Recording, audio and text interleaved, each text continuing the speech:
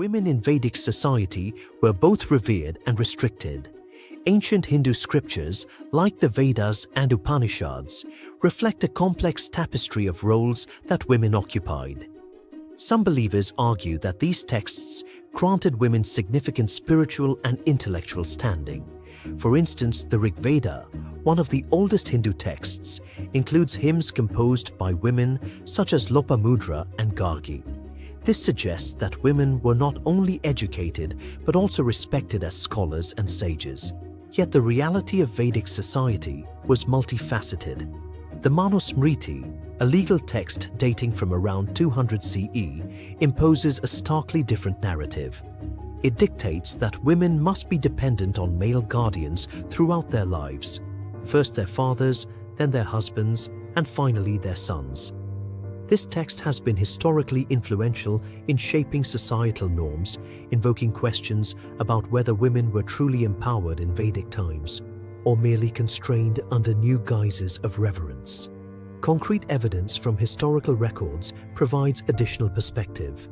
The renowned historian Romila Thapa notes that while Vedic women could partake in religious rituals, their participation was often limited to roles defined by marital status. Moreover, the Arthashastra, an ancient Indian treatise on statecraft, economics, and military strategy, written by Chanakya in the 4th century BCE, acknowledges women's roles in economic activities, but rarely in leadership positions. This suggests a societal structure that both acknowledged and restricted female agency. Scientific comparison with contemporary societies during the Vedic period reveals a broader context. Around 1500 BCE, societies in Egypt and Mesopotamia saw women occupying prominent positions, such as priestesses or even pharaohs. In contrast, the Vedic society's stratification through the caste system further complicated women's roles. The rigid Varna system often confined women to the duties of their caste, overshadowing individual talents and ambitions. Some argue that the doctrine of karma and dharma in Hindu cosmology provided women a spiritual avenue for progress.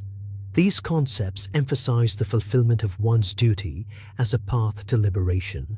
However, this spiritual path was often interpreted within a framework that prioritized male over female roles, subtly reinforcing gender hierarchies rather than dismantling them.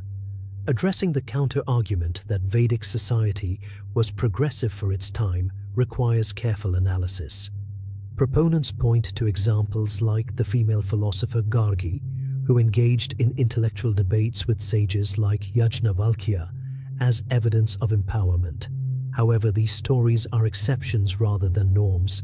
The general ethos of Manusmriti and the later Smritis suggest an underlying patriarchal structure that prescribed specific roles for women, limiting their autonomy. Furthermore, a 2016 study by the Indian Journal of Gender Studies highlights that while Vedic texts occasionally celebrated women's intellectual capacities, their social and economic freedoms were restricted by patriarchal interpretations. This academic perspective, grounded in textual analysis, reinforces that any spiritual or intellectual acknowledgement was often outweighed by social constraints. In conclusion, the notion that Vedic society was a bastion of female empowerment is, at best, an oversimplification and, at worst, a misinterpretation. While there were instances of recognition and respect, these were overshadowed by systemic restrictions enforced through religious and legal texts. The evidence is clear. Vedic society offered progress in certain spiritual realms, but simultaneously imposed significant social repression. Was the reverence truly empowering, or merely another form of control?